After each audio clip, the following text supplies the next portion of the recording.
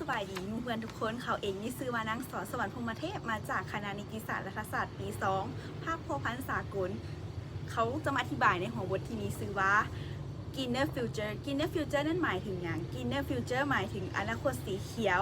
ก็คือวิสัยทัศน์ที่มีต่อโลกและการเป็นอยู่ของธรรมชาติซึ่งว่ากิจกรรมต่างๆที่มนุษย์อยู่นั่นมันมีความสอดคล้องกับธรรมชาติไม่ว่าจะเป็นการไปมาสัญจรการผลิตต่างๆที่มีการหมุนไส้ธรรมชาตินั่นมีความปลอดภัยต่อการเป็นอยู่ของชีวิตและอนาคตของคนรุ่นต่อไป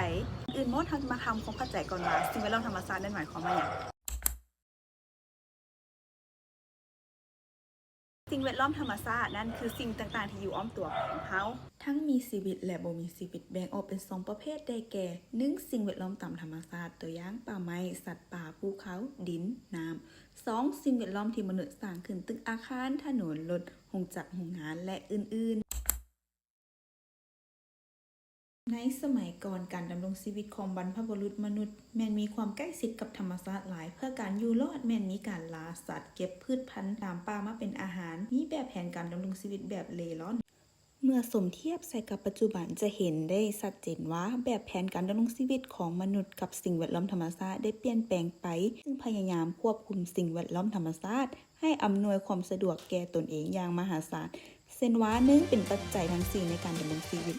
2. การพัฒนาเศรษฐกิจ 3. ความก้าวหน้าทางด้านเทคโนโลยี 4. แม้กระทั่งการรักษาฟื้นฟูธรรมชาติเข้าใจบอกว่ากิจกรรมที่มนุษย์สร้างเป็นแนวใดประกอบด้วย3อย่างทางอุตสาหกรรมการเกษตรและการบริโภคของมนุษย์ผลิตโรงจักรโรงงานต่างๆได้ปล่อยก๊าซคาร์บอนสู่อากาศตัดไม้ทำลายป่าเป็นประชากรมีความต้องการคุณภาพชีวิตที่ดีขึ้นได้นำใช้ทรัพยากรธรรมชาติอย่างสิ้นเปลืองปริมาณขี้เหงื่อก็เพิ่มขึ้นอย่างมหาศาลแล้วมันได้ส่งผลกระทบต่อโลกแนวใดสภาวะโลกร้อนอุณหภูมิที่เพิ่มสูงขึ้นภัยแห้งแล้งไฟไหม้ป่าน้ำแข็งขั้วโลกละลายภาวะเรือนกระจกและนั่นแหละได้กลายเป็นสัญญาณที่ส่งต่อให้มนุษย์ต้องตระหนักถึงโอเคเนาะแล้วต่อไปนั้นพันธุเลยบอกว่าหนทางสู่ Greener Future นั้นมันต้องเห็นแนวใด Greener Future Journey to Greener Future ก็คือโครงการที่ได้สุ่มใส่ความเข้าใจและการวิเคราะห์ธรรมชาติเกี่ยวกับการเปลี่ยนแปลงทั้งหมดสร้างความมั่นใจว่าโลกเฮาพร้อมสำหรับอนาคตโดยมีการพัฒนาทรัพยากรธรรมชาติให้ถึงวิธีมั่นยืนคำนึงถึงปัจจัยทั้งสังคมสิ่งแวดล้อมและเศรษฐกิจมาทำความรู้จักเกี่ยวกับขั้นตอนสำหรับอนาคตสีเขียว 1. การลดใช้ซ้ำการรีไซเคิลหากทางการดำรงชีวิตที่ยั่งยืนอยู่ใน 3R การรีไซเคิลทำปุ๋ยหมักลดของเสียโดยการเลือกผลิตภัณฑ์ที่บรรจุหน่อยที่สุดการเปลี่ยนแปลงง่ายๆนี่ช่วยลดปริมาณขี้เหงื่ออย่างมหาศาลเส้นถงผ้าและตุกน้ำที่ใช้ซ้ำได้ 2. การใช้พลังงานเปลี่ยนจากการใช้เชื้อเพลิงฟอสซิลมาเป็นแหล่งพลังงานหมุนเวียนเช่นพลังงานแสงอาทิตย์ลมพลังงานน้ำ 3. การเลือกนำไส้ขนส่งที่ยั่งยืน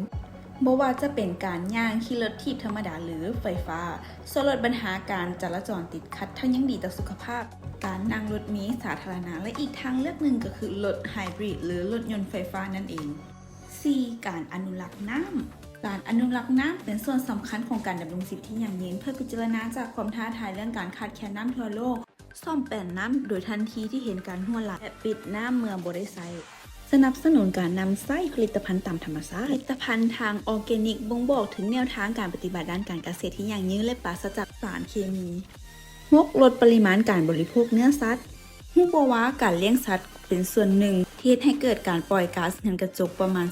14.5% 7. การอนุรักษ์ความหลากหลายทางชีวภาพสร้างเขตสงวนป่าบำบัดแหล่งน้ำเสียทิ่มขี้เหงื่อให้ถึกบอนและทำลายให้ถึกวิธีปลูกต้นไม้รักษาป่าที่เปรียบเหมือนกับปอดของโลกทั้งให้ดินอุดมสมบูรณ์เหมาะแก่การปลูกพืชได้ง่ายและแพร่หลาย 8. โครงสร้างพื้นฐานสีเขียว